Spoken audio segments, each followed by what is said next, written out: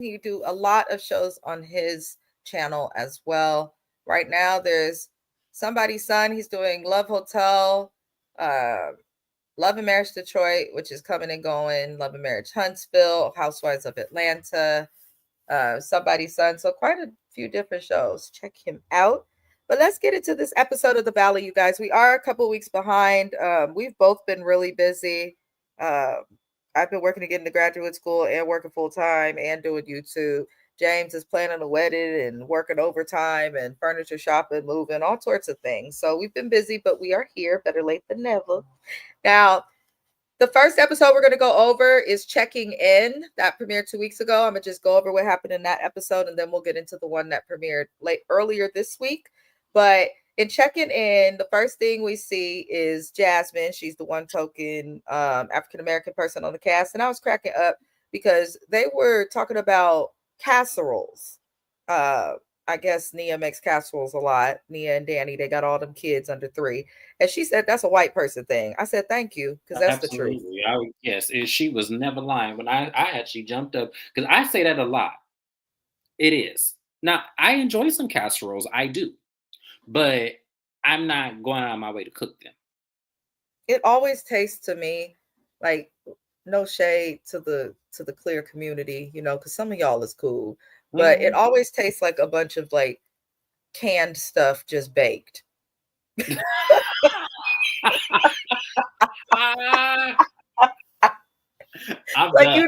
when you cook with cream, get off. When you cook with cream of chicken, you know what I'm saying? Yeah, because you doing something. No, I recently, one of my girlfriends, she just recently got married last year, and one of the first things that she cooked her husband, it was on TV. You know the French onions.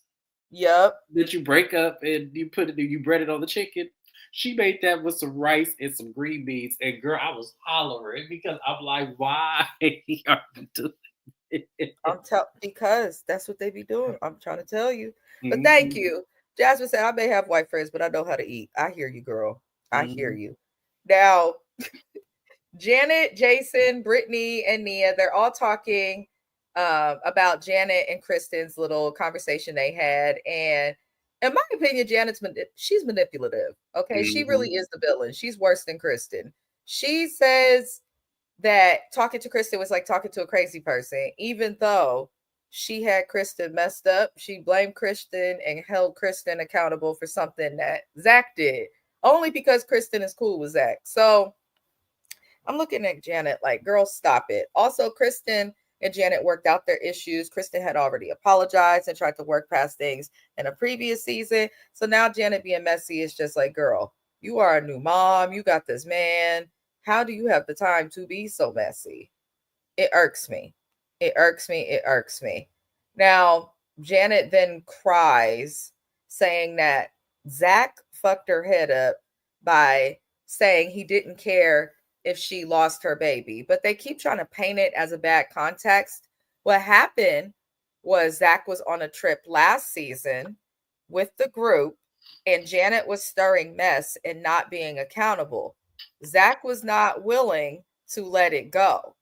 And everyone said, you can't upset Janet the moment her little white woman tears started because she was pregnant. And everyone's like, she's pregnant. You can't do that because then you'll stress her. No. Just because you pregnant doesn't mean you get to go start some shit and then not be held accountable. If ain't nobody hollering at you in your face, your blood pressure going up is not that man's responsibility. If that is a concern, knowing this group of friends, Janet, when you were pregnant, you should have walked the hell away or took space if your BP going up was really going to impact the baby. So when everyone came to Zach and was like, you're going to stress her out, you're going to stress her out, she'll lose the baby. He said, I don't care. I don't think he meant he doesn't care that she'll lose the baby, but I do think he was like, I don't care if she's pregnant. I don't care what's going on. I'm being disrespected. Now, this is why I also feel like men, gay, straight, or anything in between, should not argue with women. You're not going to win because she was pregnant. And now it just looks like you was a grown-ass man yelling at a pregnant woman. However, Janet, you cry in these tears, talk about it, messed your head up, but you're not taking accountability for any of your behavior. So that's how I feel, James. How did you feel about it from what you know? Because I know you're new to the show. Yeah, I'm new to the show, you guys, and I'm trying to learn everybody and trying to learn the beast with everyone. But I'm going to co-sign what you said because I did not like his, gestures towards her because she's still a woman, and then even though I feel like there is some, intentional bullshit when it comes to her, I do, based on what I'm seeing so far. But I didn't like his gesture towards her as well. I thought that was very rude and inconsiderate. Do I think he should take full responsibility of the probability of what he said about not caring? No. I Mm. just think he needs to take responsibility for the action because they're putting That's way too it. much, they're putting way too much context on that situation. Way too much, and it's not that damn serious. Preach. They are. It's not. It's annoying, especially when the baby is here Yeah. and healthy and all of that. It's like just stop. And especially I'm annoyed with Janet for even trying to cry over shit. You're trying to paint Kristen as a crazy person, but then in the episode that aired earlier this week, you invite her to your birthday party. So clearly she's not that crazy. I just cannot Either with she's not Janet. that crazy or the situation wasn't that serious. It wasn't. It was one of the two, and I think that's why I said I feel like she's putting too much context because she wants to be this victim. And Mm, that's what I'm getting from them. But her especially. agreed. Agreed. I can agree. That's how you're spot on with that because Janet always wants to be a victim. Hmm. Um, but we then learned that Zach has a love interest named Benji. Zach is gay, so he does date men. He's the token gay in the friendship. Bravo love to have a token gay person. I Have you mean, they noticed have that? to. It just, I was fine with this entire cast being a full straight situation. You didn't have to It add no gay makes people. sense. The show is about it's a spin-off of Vanderpump Rules showing people who partied now in the valley raising kids. Zach does not demonstrate that. That has nothing to do with the sexuality. So I'm just like, he's kind of weird. Him and Jasmine in this group to me are strange. Season one, I didn't quite see their purpose. It just seems like they knew everyone and Bravo needed a person of color and a gay, honestly. And they were the ones, but they don't seem to blend too much with them. But Zach has a love interest named Benji. Benji's being deported back to Canada. I'm also confused because Zach then says Benji is still married to someone in Canada. The whole situation is messy, but that's just the intro to it. We're going to come back to that because it was a big focal point in this episode. But James, do you not hear several red flags just in what I said? Yeah, I heard several red flags on what you just said. It just to me feels like this is somebody playing and Mhm. got caught up, and then you not paying attention to any of that just makes me feel like you're somewhat irresponsible as well. Right. So I'm looking at Zach and I'm like, okay, this is dumb. But okay, Zach.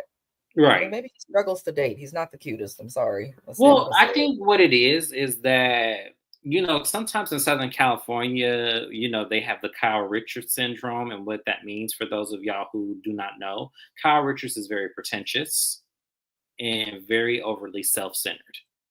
And I think a Mm, lot of people in LA move that way as well. And sometimes when you move that way, you become blinded to red flags that you need to pay attention to, not knowing that you're a red flag your damn self. that's fair. That is very fair.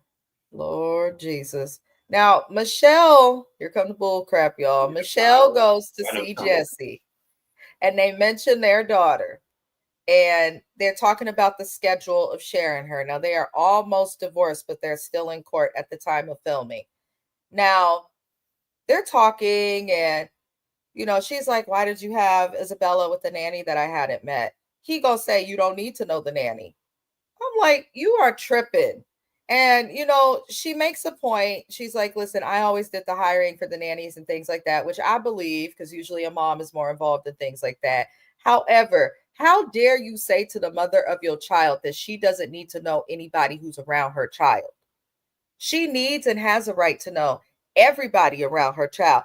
If you was married to a black woman and you was trying to divorce Jesse or a Hispanic woman, hell, or one of the women from the Housewives of New Jersey, your ass would be toe up from the flow up. I'm trying to I tell would you. bury him in court. He's doing too much. How dare you tell her she doesn't have a right to know? He is tripping. So then it comes up that this year it's her turn to have Isabella for the holidays. I guess last year it was his turn. So they have joint custody, it sounds like, week by week or daily or it's the weekends or something like that. He gets her on the weekends. But he can only have her every other holiday, which is fair. They take turns. So this year for the holidays is Michelle's turns. And Jesse cries, saying it would be hard for him to not be able to spend the holidays with their daughter. Jesse, the same way it was hard for her not to spend the holidays last year with the baby because you had it, you're going to take turns. The fuck are your tears going to do? See, why? I'm sorry. Why do clear people do this when they don't get their way or really want something? They cry. Because it's a history thing. It's a history I'm thing. It's a history drives me thing that white crazy. people tears, you said white people's construct of tears did a lot of damage to, us in modern day slavery time. Mm, So, and it still does to this day. White people can cry at the drop of a hat and things get moved. So, yeah, that didn't surprise me at all. Honestly, what surprised me more so was her response to it. yeah. It was odd. It was odd. She didn't you could tell she doesn't give a damn. Like Michelle is trying to act very innocent, but I could tell that she's also not innocent in the relationship, Nope. which comes out because Jesse then mentions Michelle once he cries and it doesn't work. He then mentions her cheating on him randomly. And she says to him, because Jesse is dating a woman as well who's in Orange County. And this is where Michelle says to Jesse that Sheena Shea from VPR told her that Jesse's new girlfriend has been sleeping with other people. And she knows this because the girlfriend is telling other people.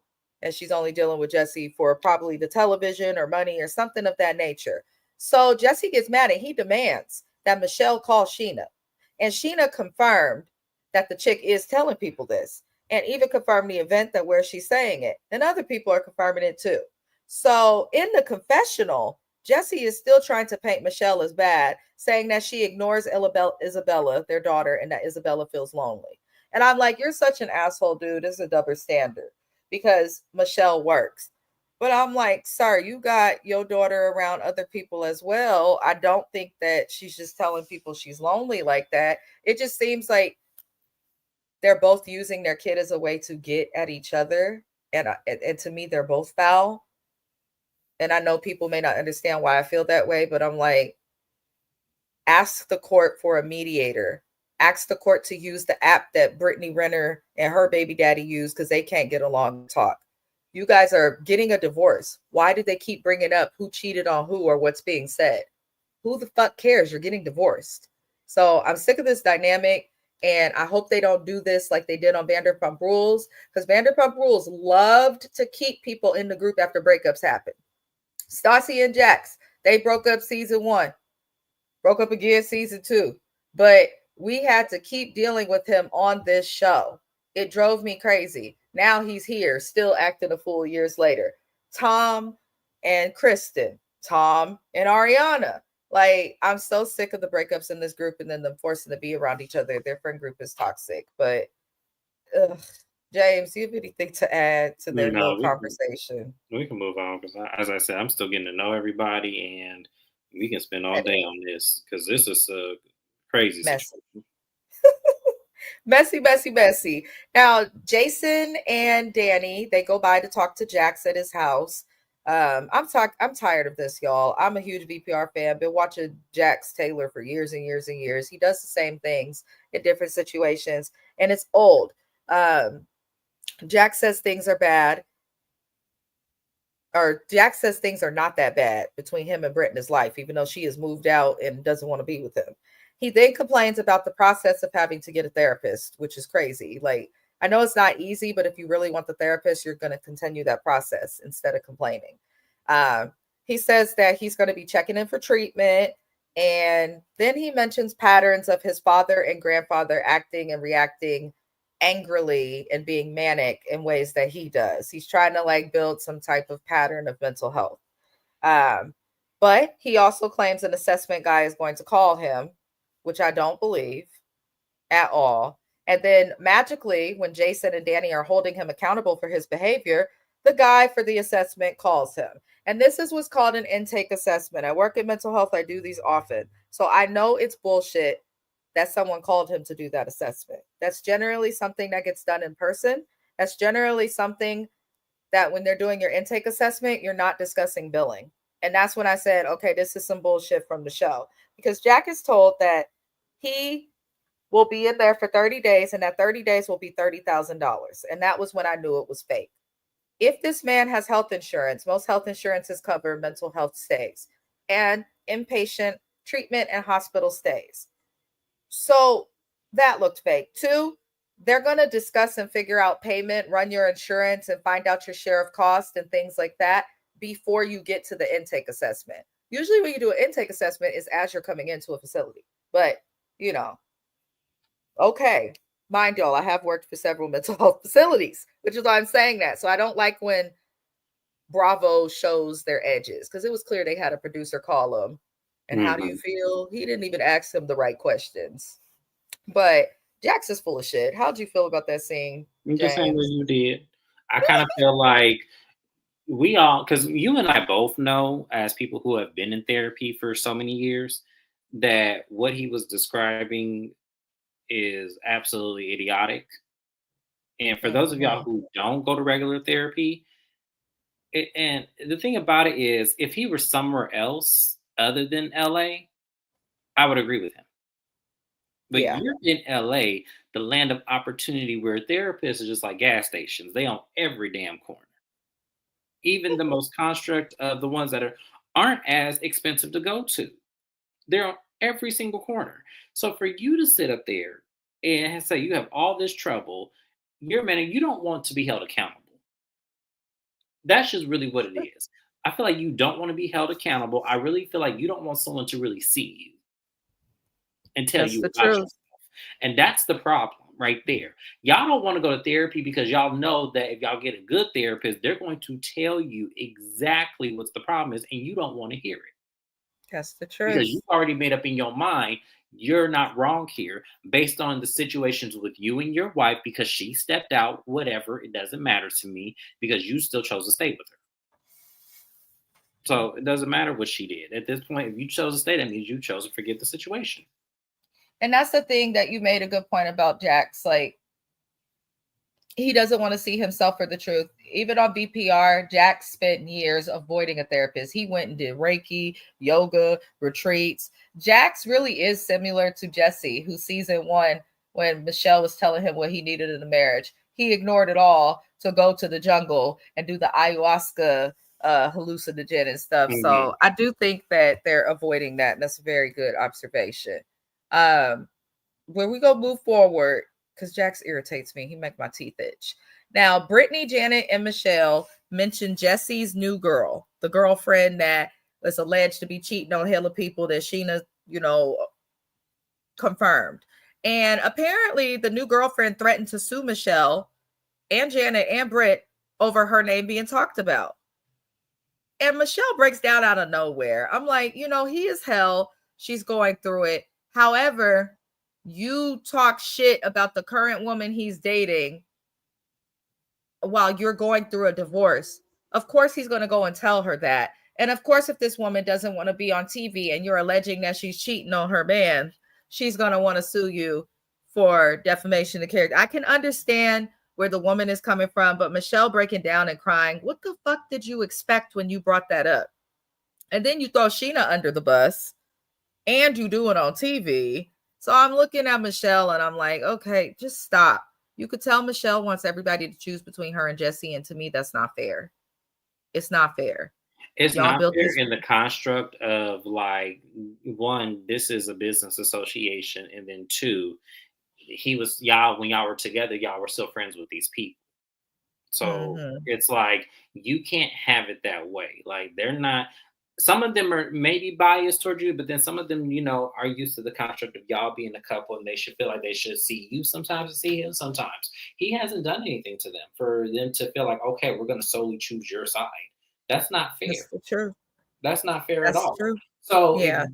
like for her to sit up there and one put that restraint on people, it's like, okay, man, you're doing entirely too much, and that's not fair at all. regardless of what an asshole I think he is, it's not fair for his friends to be like, okay, you know what? Since you were the aggressor in the situation or the abuser, whatever she's alleging, we're gonna go ahead and choose her side and not be your friend, even though we may have known you first. Yeah. Yeah, that's true. That's true. And that's the perfect way to explain it, because Michelle is doing all of this and is making it look like she wants people to choose a side, but Jesse has not done that to nobody, and that's what people will appreciate. Mm-hmm. Nobody who is not in your business or in your divorce, your bullshit, don't nobody want to put themselves in some bullshit they don't have to deal with. And by Exactly. her forcing people to choose, that's what she's doing. But she'll see it later in the next episode. We'll I don't get think to it. yeah, I know. I think she'll see it, but I don't think she'll change it. She won't. You could also tell she's Yeah. a lot of the rumors that Kristen put out about her allegedly being a Trump supporter, being a little bit racist. I believe that. Mm-hmm. But I also believe Jesse's that way too. But we'll talk about that a little more in a moment. Zach ends up talking with Benji, his love interest. They talk on FaceTime. I don't know what Zach did to his eyebrows or his face, but he needs to fix it. It's not cute. He's not cute to me. But moving on, it seems like Benji broke up with Zach. So he's making it seem like this guy's getting deported, our relationship ended, but they are already broken up. Benji broke up with Zach over the situation. And it seems like Benji does not trust Zach fully, because when Zach was like, I want you to move in with me until it's time for you to leave the country. And Benji was like, are you serious? Are you sure? So that tells me like Zach must have been played with, or, bullshitting Benji a little bit. And I'm like, if he's getting deported, then you guys need to not move in together, because that's going to make it harder when he's deported. You need to make a plan of Yeah. what you will do if he really is deported. Because once you're deported, it's hard to get back Get in. I back believe in there's here. like Yep. a 10-year wait in general before you can even apply to come back. So it's like, are you willing to be away from him for 10 years to go to Canada? Like, Canada's not a bad place, but they don't really like Americans right now because of the orange thing leading the country. So it's one of those things where I'm like, that just makes it difficult, and I hope they really discuss it. But how do you feel about those two, James? I felt like for me, he's trying to really force something that you should be questioning, because you still haven't questioned the issues that led to him getting deported, and you have, at least not that we saw. Right. And the fact that your response was, oh, well, you can do this until you get deported. It's like, no, we need to understand why he's getting deported. We need to understand what is his life in Canada as well. And then also, you need to understand that you're not going to be solely with him for some time, and you need to process that. To me, I feel like he does what a lot of gay men don't do, which is they don't process things because of how fast paced life is for them. Because in a gay life, it's very fast paced. You meet people fast, you sleep with them fast, you be in relationships with them fast, and all of that is all relative because you're two of the same gender, so you understand each other on a deeper level. However, sometimes what some people overlook is the conflict that can have in other people's individual lives, because you're not really looking at everything. One of the things that me and my husband, because we're moving fast, but one of the things we had to do was lay everything on the table. One, we both had to get therapy on our issues because we don't want to bring them into a relationship. I was in a relationship last year with an abusive man. So I had to understand that. I had to process it. And then I had to make sure that my current one was not abusive or had some of the same traits. Luckily, he doesn't, because I understood that. They don't do that a lot of the times, which is why this situation, when viewers look at it, it looks crazy, because it is. But you have to do the work. And I feel like he's overlooking a lot for the simple sake that he just wants to have a man. But Yep. this man has a lot of conflict that you're not paying attention to. Zach, in season 1, he spoke about that, and he spoke about it a little in his confessionals this season. You could tell that all of his friends are now married, having babies. Mm-hmm. People don't realize these people are in their 40s. Like, they're doing things. So I can understand, just because someone is of, dates within the same sex or as part of that LGBTQ community, because I have several friends in it, and they have all expressed at one point wanting to find love. But oftentimes, from what I see, it does take longer for them in general. They're still only a small percentage of this country. So, you know, it's one of those things, but this whole situation with the deportation, that's a big deal. Like, he would have to move to Canada. So we'll see. Something's giving storyline, but I need to see more of Benji and Zach to know. But Brittany goes to her and Jax's home that they owned with their son Cruz to see Jax, and she gave a bottle to a 3-year-old. Not a sippy cup, but a bottle. And I'm looking like, I am not being rude, and I'm not talking about the child negatively, but it's very clear that their child is delayed in certain milestones. It's very clear that there are things that their child struggles with, such as their child is nonverbal. I know that Jax was hollering at her last season for, you know, getting too fucked up, getting drunk, and missing appointments to take their kid to speech therapy and missing appointments to get their kid assessed. I can understand Jax's anger with that, because looking at Britt's son, he definitely does need to be assessed. And it's my professional, not personal or YouTube personal opinion. You know, it's one thing to take the kid out the house, Britt, but you need to get your son assessed so that he has a shot, because anybody who is delayed in any way, whether it's developmentally or just because your parents taught you things late, they can do all the things that anybody else could do. But it's usually dependent on how fast and how good the quality of help a parent gets for them. And I want Brittany to do that with this boy. But, you know, Jax comes in and he's so happy to see Cruz, and Cruz threw a fit. You could tell that Jax is not a positive figure because he doesn't make noise often, but he threw a fit. You could tell he's content and comfortable with his mom, but not with Jax. And Brittany pulls some weird bullshit, which irritated me. And she doesn't want Jax to kiss the baby at all because she says she saw some bitch on the camera. Why are you looking at who's in the house if you moved out of it? If you're separated and you can date who you want, hell, you slept with his friend, but you're mad that he had a woman in the house? You're separated. Like, Brittany be irritating me because Brittany be wanting us to feel sorry for her about shit that we understand or that she asked for. For instance, Jax had been on television for 3-4 seasons of BPR before Brittany even came around. She watched the show. So you knew that this man wasn't shit. The same stuff he did to Stassi, he did to you. If he will sleep with his best friend Tom Sandoval's woman, Kristen, and then Kristen is still able to be in the friend group and all this crazy stuff, and he is too, that should have told you everything you need to know, Brittany. That should have told you everything. So just because he has somebody else doesn't mean he can't kiss the baby. You kissed his best friend and you could kiss the baby. I hate when people bring their personal beefs into how they parent their kids. Keep that shit away from the kids. Keep that shit away from the kids. Your love does not make you a respectable parent. It just does not. I'm looking at Britt and Jax with the side eye because to me, they both trifling and neither of them ain't shit. But that's just how I feel. But they end up arguing and Brittany ends up keeping it real with Jackson. She's just like, you need to tell a therapist the truth and stop blaming it on other shit so you can actually get help. You have an addiction to cocaine. I ain't surprised. I'm not surprised at all. He looked like the type. But that was all that happened with the first episode. We're going to get into the second, but before we do you have any opinions, James, on what happened with them two? No, I don't have any because I don't really know the construct. And like you said, the shit she was saying was stupid. It was like, so what? Like, and the fact that because I didn't know that she did all this and, you know, is giving him all this rules and confines, but she's just as bad. It was like, whatever you afraid of that he's doing, ma'am, you're not innocent. And I can't stand it because that's another thing that, you know, our clear friends do, you know, is put all these restraints and restrictions on people when they're just as bad. Mm-hmm. It's annoying.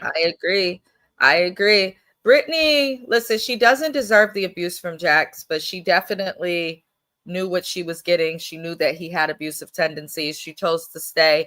I mean, in my opinion, she used him, he used her. Now they have a child and they're trying to figure it out. I'm not feeling sorry for her. I'm not. No woman deserves the abuse, but you chose to not just stay with him knowing he was that way. You chose to procreate with him. Woman up, figure it out, leave him and stop bitching. Nobody feels sorry for you, and you need to fire your plastic surgeon because she looks terrible. She has to figure that out. She has to. Her face looks terrible. But moving on. In the new episode, we ended that episode with Jax going to the facility, so we're not going to see a lot of Jax for a little time. But we see in the new episode that Brittany is hoping that Jax takes rehab seriously. But we know now that the only reason he went to rehab is because she refused to film because she felt unsafe. And she told production, I'm not filming unless he goes and gets help. So production is the only reason he went, because they took away his right and said, you cannot be on the show if you don't go get help. So that's why he's getting the help. That should tell you right there he doesn't want it if you have to force him to get it. People who want help, people who want to get sober will show up sometimes to the footstep of hospitals, doctors, or somebody that loves them, crying in tears for help. But they're not going to behave that way. So we know Jax is full of shit. Brittany knows he's full of shit. But I think she still wants to hold on to him because without him, no offense, I'm not interested in her. Never have been. I personally think her country as family is racist for my own personal reasons, but I digress. Now we see Kristen, Luke, and Jesse talking about Jesse and Michelle's issues again. I think we are all sick of hearing about Jesse and Michelle's issues. Like, sick of it. Essentially, Jesse still believes that Michelle's boyfriend is who she was sleeping with and cheated on him with while they were married. But again, they are almost divorced. So why does it matter who she slept with when they were married? And apparently it's some guy who sells honey named Aaron. And the reason that this is a big deal to Jesse is because that would mean she cheated on him twice. And I'm just wondering, like, it doesn't matter if you're getting divorced. But after saying all these toxic things, then Jesse says he's going to be having a group trip that he's planning in Santa Barbara. And he invited everyone, including Michelle and her new man, who he thinks she was cheating on with him with when they were married. James. I'm tired of So here's the thing. You care a lot about something that you're cutting a tie to. Like, I'm trying to understand, why does it matter who she's cheated with? She's still cheated. Why does that bother you at this point now, unless you want to take her back? And even if you want to take her back, you need to find some level of forgiveness and move past the situation. You need to do that anyway, because y'all have a kid together. You need to find some way to do that anyway, because there's nothing worse than two parents that have animosity towards each other because you can't let go of something, which is why, once again, that therapy needs to be knocking on your door. Yep. Versus you trying to make every excuse in the book not to go when you clearly have issues with moving forward with the mother of your child and your ex-wife. Yep. I can agree. He's annoying. Yeah. He thinks he's so clever and can fool everybody. And that's the part that irritates me about it. Because to most people, he can. He's condescending. Yeah. Ugh. Exactly. I can't stand him. I just can't, James. All right, y'all. So in the middle of, Jesse discussing this trip, Janet calls Kristen. And Kristen's like, Kristen did too much. I'm like, Kristen, please stop. Which one is Kristen? Because I didn't remember. I didn't watch this scene fully. She was on Vanderpump Rules. She's in the center, sitting on the bench right above Luke, who's on the ground. Gotcha. Okay. Yeah, her and Jax are part of why this cast is relevant, because they were both on Vanderpump Rules. But Kristen always does too much, in my opinion. Like, you could tell she's changed and is trying to be better and is grateful to be back on television. A couple of years ago, she was kicked off the show and canceled for using the N-word online. Her and Jax. So it's interesting that Bravo then built a cast around them. But, she freaks out that Janet invited her. And I'm like, okay, whatever. And her and Nia, they do some fertility acupuncture. I never knew that was a thing. But I will say this, because I'm not going to comment too much on it. It is rewarding to know that Kristen is about to pop. She's very pregnant right now. And I know that she has to feel good watching the struggles that she went through, especially after a miscarriage, and knowing that she's pregnant. And she's pregnant at the same time as Nia. Nia and Danny are pregnant again, too. So I think that's great that they get to go through that together. And I'm gonna leave that there and move on because there wasn't much to talk about unless there was something you felt you needed to speak on, James. No, that's why I said I didn't really. I have to be honest. I did not watch this scene fully because I was doing. I think I took a phone call or something, so, and I forgot to pause it. So when I came back, yeah, it wasn't. You You didn't miss nothing. okay, You good, missed nothing. That's why I good. can't even fully comment on it. But Luke and Danny are talking while Nia and Kristen are out, and they talk about this voice chat. And apparently, there's a voice chat with like 20 to 30 men in it. That is real sassy. Okay. A bunch of straight men in a voice chat is weird to me. It's just a little weird to me. That's a very sassy thing for a bunch of men to be doing. I don't trust it. Why do y'all have so much time? That's odd. But I also am not the type that liked dating guys that are like, oh, yeah, I got to go with the guys. I got to be with my boys. Like, that's weird to me. I don't care for that. But Danny and his messy self reveals that Jesse said that Michelle has not made commission in over a year. So he's questioning where her money came from and how she affords to do things. And he wonders how she affords her lifestyle. And apparently, while discussing this in the voice chat, this is where Jesse claims that Michelle is able to afford her lifestyle because she's sleeping with a billionaire for $1,500 a night. That sounded stupid to me. And I'm just like, if I'm asleep with a billionaire, I'm getting more than $1,500 a night. I'm getting way more than that. You're a billionaire, sir. You could feed the earth and the children 10 times round. I need more than $1,500 a night. But Jesse and Jason, at the same time this is being discussed, they are meeting up and they're talking about the upcoming Santa Barbara trip. And they mentioned being worried about Danny and his drinks. Danny is a dad. He's a husband. In my opinion, Danny and Nia have the healthiest relationship. They also have 3 kids under 3, so they're very busy. He don't get to drink like that. He goes to the office and then he goes home to his family. That's what you do when you're happy. Okay, Jesse and Jason, I'm just saying. But they have concerns because they think that, Danny will drink and, act the fool. We did see that he gets loose when drinking. And Jesse's acting annoyed with that. And I'm like, you condescending prick, you have some nerve. But they mentioned how previously Danny was drinking and he asked Jasmine's girlfriend to go and get Daddy a drink. Now, I took it as funny because he's a dad and he knows that girl is a lesbian. So maybe he was making like some uncomfortable, like cringeworthy joke. I didn't take it as him like actually being inappropriate. I can't see Nia going for that. But it's interesting how they are trying to paint Danny as the problem and Danny is being messy against them, talking about the shit that they talking about in group chats. If somebody's sleeping with a billionaire, they better be getting more than $1,500 a night. Otherwise, you a cheapo. That's all I'm saying. But we then get to Brittany's house because it's the day of Janet's birthday party. And the group is going to be going to Dave and Buster's. I guess it's a thing. But, Kristen's messy man, Luke, decides to tell the women while they're getting ready for the Dave and Buster's event what Danny said about Michelle sleeping with the men at night and that this came from Jesse. And I was looking at Luke like, why would you tell them that? Like, that's the one person who was willing to deal with you. Why would you tell them that? That's super messy. That's weird. I didn't understand why Luke did that.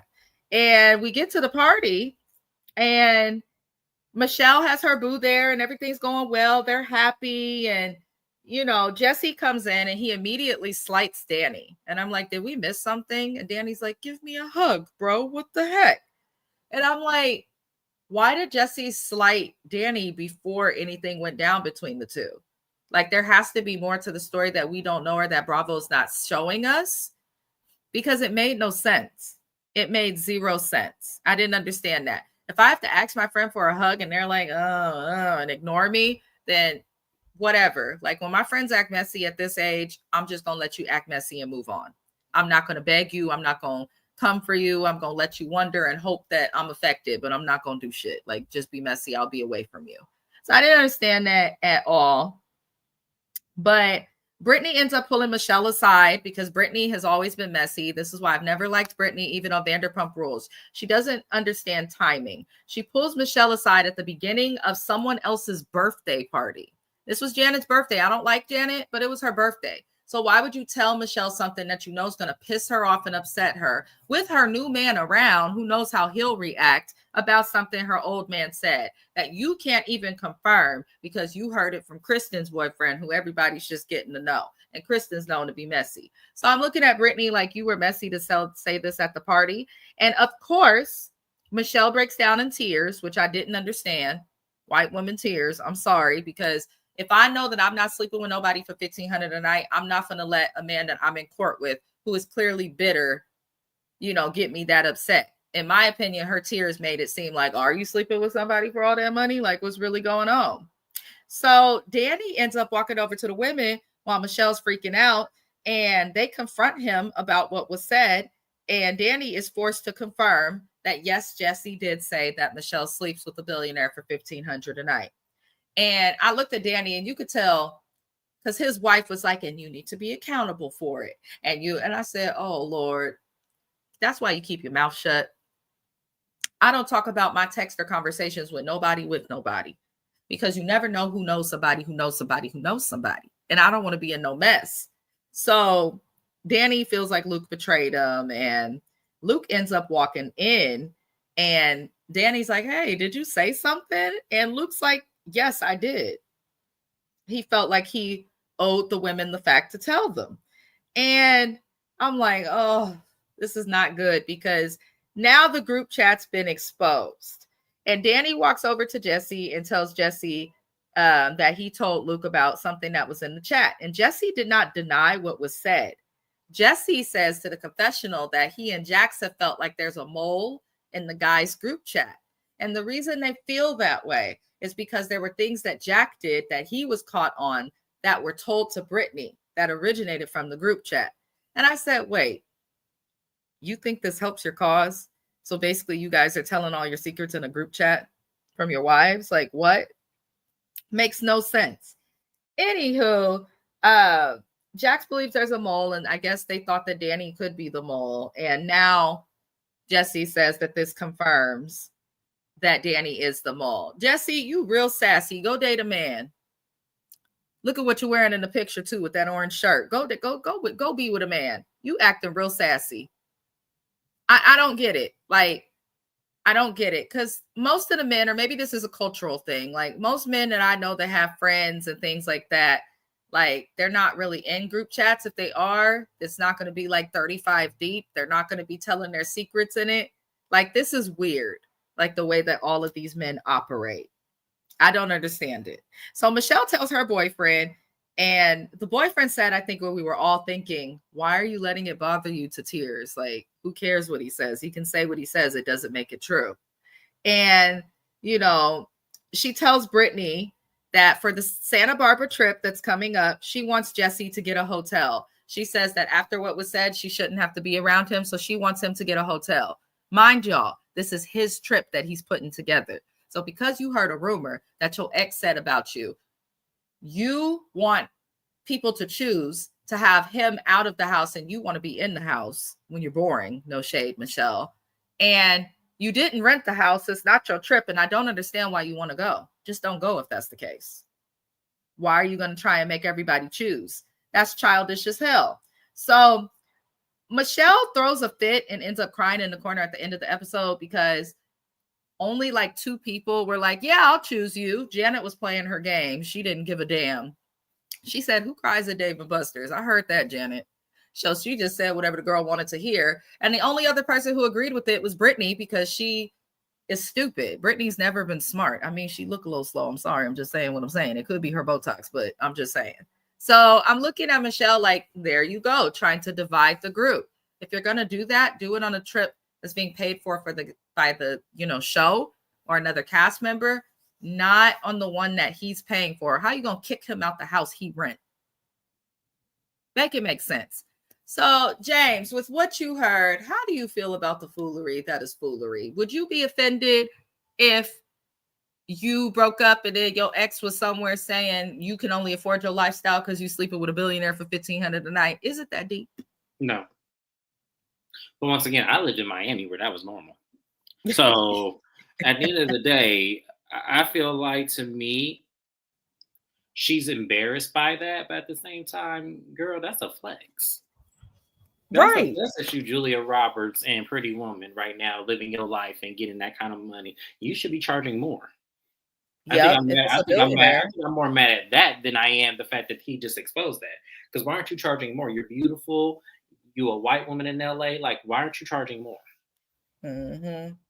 Because to me, that's the more insult thing that could have been exposed about you. Anything that was the price. You don't never charge less than what you actually have, and let that be a lesson to anybody. If someone is actually paying for your lifestyle and that's all you getting, you should be insulted, especially if they're a billionaire. That's crazy. That's the fact that you accepted that. That's crazy. That other thing I want to talk about that also pissed me off that you mentioned, and I'm glad you did, was the fact that she was trying to kick somebody out of their own trip. It's like, first of all, the audacity of you, because you should be thankful you even got invited, first of all. And then, so the fact that you come in with all these restrictions, oh no. Right. Like, I don't know where they do that at, but that was another thing that pissed me off. Because I was like, how are you going to, first of all, tell somebody they need to get a hotel and leave the rest of you at the house for the trip that they booked? Because you're mad about something that you claim is not true. Yeah, that if honestly, truthfully speaking, because I don't know any of you, I don't put that past you because you look like. And she messy too, because she paraded her new man around him. Yeah, and I'm like, y'all are not even done with court. You could wait. You could wait. Well, okay, Michelle. I don't feel sorry for either of them. Michelle and Jesse, I feel sorry for no one. Jackson, Brittany, I feel sorry for no one but the child. I feel sorry for the kids. Yeah, that's the kids. Is the kids. I feel sorry for the kids because at the end of the day, they don't deserve this. They don't. It irks me. But that was it, y'all. We made it. Thank you, James, for being here at the last minute. We have been busy. It's going to be that way throughout the summer. I will be attending James's nuptials and wedding, so I will not be live that weekend. Just preparing y'all ahead of time. In addition to that, I have several birthdays, trips, all types of stuff lined up. My wedding anniversaries this summer. I have a birthday in 3 weeks. So we are both extremely busy, you guys. So we will be on YouTube, but just make sure to subscribe and ring the bell so that you get the notifications for when we are live, because it won't always be on the same days. I also have a bunch of music reactions coming, but tomorrow we'll be on. Are you going live tomorrow? Yes, I will be going live tomorrow. Well, here's the thing. I can tell you that now because I have not been called into work. I don't know that I'm going into work, you guys, for overtime until 4 hours before the shift is supposed to start. So I can say absolutely I'm going live because I have every intention to go live if I go to work my normal time. But if I have overtime, I cannot go live. And this is why I'm really behind. So I'm going to say this. I will be live tomorrow morning for somebody's son because directly I need to get caught up. Sorry, Mrs. Best. I know you got to work, but I got to get caught up. And then I will be live for Love Hotel in the morning as well. And then I'm going to hope for Real Housewives of Atlanta that I'm able to be there. But if not, I have to do that another time. All you can do is your best. That's all I can do, y'all. It's hard. I'm telling you, life is catching up with me, and I'm trying to prioritize it, but I need to make sure I'm bringing in the extra money. I need to make sure that who I'm marrying, I owe them the responsibility to be okay and to make sure that they're okay, and they owe me the responsibility of the same. So what that entails for me is overtime. Mm-hmm. We all got to do it, y'all. We all got to do it. Mm-hmm. I don't think any person would get mad at you for that, though. But no, we will be here, y'all. We will be here. Just be sure to subscribe to both channels. The link to James's channel is in the description. Other than that, I actually have to go because I am late. But I appreciate everybody for being here, especially you, James. Thug Life. Happy Sunday, and we'll see y'all on the next one. See you guys. Bye-bye.